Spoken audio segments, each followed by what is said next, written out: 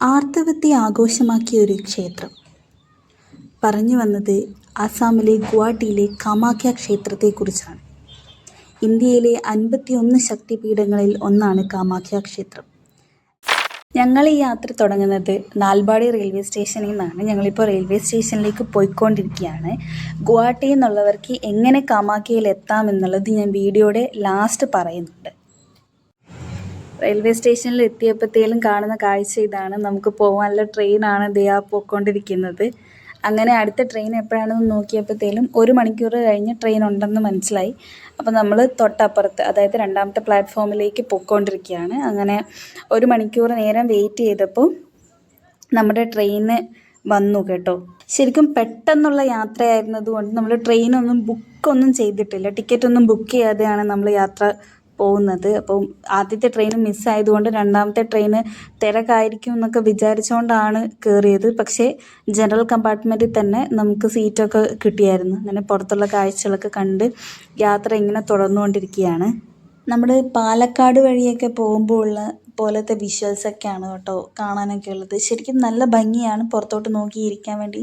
നല്ല രസമുള്ള കാഴ്ചകളൊക്കെ, മലയും പിന്നെന്താ പുഴയും, അങ്ങനെയൊക്കെ ഒരുപാട് നല്ല ഭംഗിയുള്ള വിഷ്വൽസ് കാണാൻ വേണ്ടി പറ്റിയായിരുന്നു കേട്ടോ. എൻ്റെ ഫോണിലെ ക്യാമറ കൊള്ളാത്തത് കൊണ്ടാണ് വിഷ്വൽസ് ഒന്നും അത്ര ഭംഗിയില്ലാതെ എനിക്ക് എടുക്കേണ്ടി വന്നത്. പക്ഷേ നേരിട്ട് കാണാനായിട്ട് ഇതുപോലെയല്ല, നല്ല ഭംഗിയുണ്ട് കാണാനായിട്ട് നേരിട്ട്. ഈ വീഡിയോ കാണുന്ന ആൾക്കാർ എൻ്റെ ചാനലൊന്ന് സബ്സ്ക്രൈബ് ചെയ്യണേ. ഞാൻ എങ്ങനെ ആസാമിൽ എത്തി എന്നൊക്കെ അറിയാൻ ആഗ്രഹമുള്ളവർ കമൻറ്റ് ചെയ്യുക. ഞാൻ അടുത്തൊരു വീഡിയോ ചെയ്യുന്നതായിരിക്കും. എങ്ങനെയാണ് ഞാൻ ആസാമിൽ എത്തിയതെന്നും അതിന് പിന്നിൽ എന്തെങ്കിലും സ്റ്റോറി ഉണ്ടോ എന്നൊക്കെ ഞാൻ പറയുന്നതാണ്. ഞങ്ങളങ്ങനെ കാമാഖ്യ റെയിൽവേ സ്റ്റേഷനിൽ ട്രെയിൻ ഇറങ്ങിയതിന് ശേഷം 1ാമത്തെ പ്ലാറ്റ്ഫോമിലേക്ക് നടന്നുകൊണ്ടിരിക്കുകയാണ്. പുറത്തിറങ്ങിയിട്ട് വേണം ഞങ്ങൾക്ക് ഭക്ഷണമൊക്കെ കഴിക്കാൻ വേണ്ടിയിട്ട്. ലഞ്ച് കഴിക്കാനായിട്ട് ഏകദേശം ഇപ്പം 3 മണിയൊക്കെ ആയിട്ടുണ്ട് സമയം. റെയിൽവേ സ്റ്റേഷൻ വെളിയിൽ ഇറങ്ങിയപ്പോഴത്തേലും അവിടെ കുറച്ച് ആൾക്കൂട്ടമൊക്കെ കണ്ട് നോക്കിയപ്പോഴത്തേലും അവിടെ എന്തോ സ്പോർട്സ് മീറ്റ് കഴിഞ്ഞ് വന്നിട്ടുള്ള കുട്ടികളുടെ അവരുടെ എന്തോ പത്രസമ്മേളനം അങ്ങനെ എന്തോ നടന്നുകൊണ്ടിരിക്കുകയായിരുന്നു. ഞങ്ങൾ പിന്നെ പുറത്തുള്ള കടയിൽ നിന്ന് ഭക്ഷണമൊക്കെ കഴിച്ചു. നേരെ നമ്മൾ ബസ് സ്റ്റോപ്പിലോട്ട് നടന്നുകൊണ്ടിരിക്കുകയാണ്. ഇവിടുന്ന് കുറച്ച് ദൂരം നടക്കാനുള്ള ഡിസ്റ്റൻസ് മാത്രമേ ഉള്ളൂ. ഒരു 10-15 മിനിറ്റ് നടക്കുകയാണെങ്കിൽ നമുക്ക് ബസ് സ്റ്റോപ്പിലേക്ക് എത്താൻ വേണ്ടി പറ്റും. അവിടെ നിന്ന് ബസ് കയറി ഏകദേശം ബസ് ചാർജ് 10 രൂപ 15 രൂപയൊക്കെ വരുന്നത്. നമുക്ക് കാമാഖ്യ എന്ന് പറഞ്ഞു കഴിഞ്ഞാൽ കാമാഖ്യ ക്ഷേത്രത്തിൻ്റെ ബസ് സ്റ്റോപ്പിലേക്ക് ഇറങ്ങാൻ വേണ്ടി പറ്റും. അവിടെ നമുക്ക് കാമാഖ്യ ക്ഷേത്രത്തിലേക്കുള്ള കവാടമൊക്കെ കാണാൻ വേണ്ടി പറ്റും. അവിടെ നിന്ന് കുറച്ച് ദൂരം ആ കവാടത്തിനുള്ളിലോട്ട് നടക്കുകയാണെന്നുണ്ടെങ്കിൽ അവിടുന്ന് നമുക്ക് ബസ്സുണ്ട്. 15 രൂപയാണ് പെർ ഹെഡ് ചാർജ് വരുന്നത്. ആ ബസ്സിൽ കയറിയിരിക്കുകയാണെന്നുണ്ടെങ്കിൽ കാമാഖ്യ ക്ഷേത്രം വരെ ബസ് പോകും. നമുക്ക് അവിടെ ഇറങ്ങിയിട്ട് പിന്നെ നടക്കാനുള്ള ദൂരം മാത്രമേ ഉള്ളൂ. ഏകദേശം മലയുടെ മുകളിലാണ് ഈ ക്ഷേത്രം വരുന്നത്. അവിടെ നിന്നുള്ള വിഷ്വൽസും അടിപൊളിയാണ് കേട്ടോ. താഴത്തെ സിറ്റിയും കാര്യങ്ങളൊക്കെ നമുക്ക് അതിൻ്റെ മേലെ നിന്ന് കഴിഞ്ഞാൽ കാണാൻ വേണ്ടി പറ്റും. നല്ല രസമാണ് കാഴ്ചകളൊക്കെ കണ്ടിട്ട് ഇങ്ങനെ പോകാനായിട്ട്. അങ്ങനെ നമ്മൾ ബസ് ഇറങ്ങി നടന്നുകൊണ്ടിരിക്കുകയാണ്. ഇപ്പോൾ ക്ഷേത്രത്തിൻ്റെ ഭാഗത്തോട്ട് നടന്നുകൊണ്ടിരിക്കുകയാണ്. വിഷുവിൻ്റെ 2 ദിവസം മുന്നെയാണ് കേട്ടോ ഞാൻ ഈ യാത്ര പോയത്. ഞങ്ങൾ പോകുന്നതിൻ്റെ മെയിൻ ഉദ്ദേശം എന്ന് പറയുന്നത് ഞങ്ങൾക്കൊരു ശ്രീകൃഷ്ണൻ്റെ വിഗ്രഹം കണി വെക്കാനായിട്ട് വാങ്ങിക്കണം എന്നുള്ളത് കൂടെ ഉണ്ടായിരുന്നു. അപ്പോൾ കടകളിലൊക്കെ നമ്മൾ അന്വേഷിച്ച് പോയി. ഏകദേശം ക്ഷേത്രത്തിന് പുറത്തുള്ള കടകളിൽ നിന്നൊന്നും നമുക്ക് ശ്രീകൃഷ്ണൻ്റെ വിഗ്രഹം കിട്ടിയില്ല കേട്ടോ.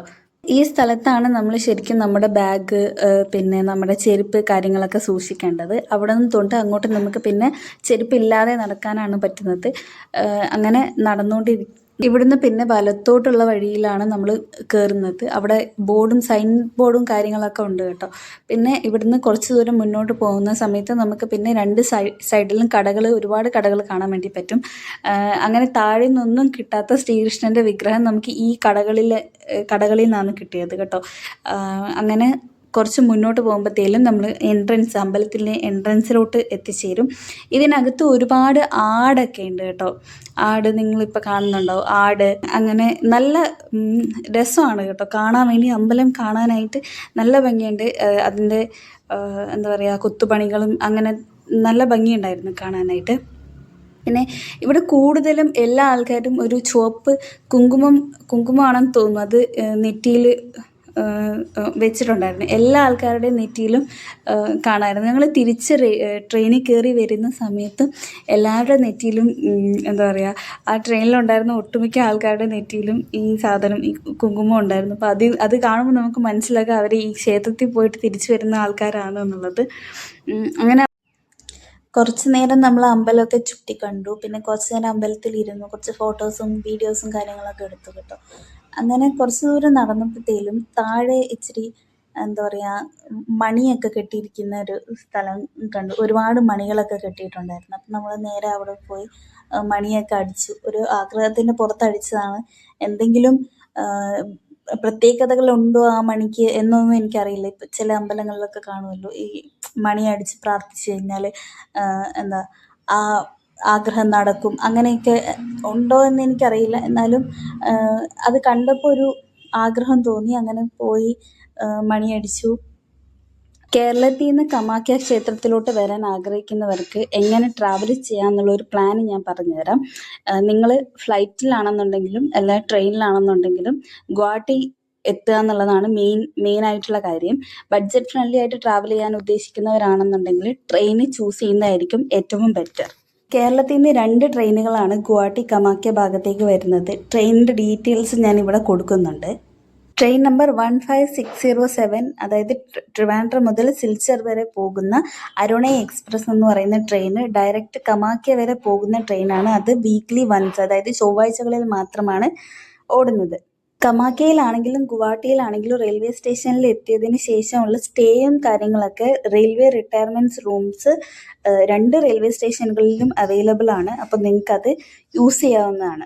ഗുവാഹട്ടിയിൽ എത്തുന്നവർ നേരെ കാമാഖ്യ റെയിൽവേ സ്റ്റേഷനിലേക്കോ അല്ലെങ്കിൽ കാമാഖ്യയിലേക്കോ വരെ അത് ബസ്സോ ട്രെയിനോ യൂസ് ചെയ്യാവുന്നതാണ്. കാമാഖ്യയിൽ എത്തിയതിന് ശേഷം നിങ്ങൾക്ക് കാമാഖ്യ ടെമ്പിളിലേക്ക് ഷെയർ ടാക്സിയോ അല്ലെങ്കിൽ ബസ്സാണെന്നുണ്ടെങ്കിലും ബഡ്ജറ്റ് ഫ്രണ്ട്ലി ആണ്. 10-15 രൂപയൊക്കെ വരുന്നുള്ളൂ.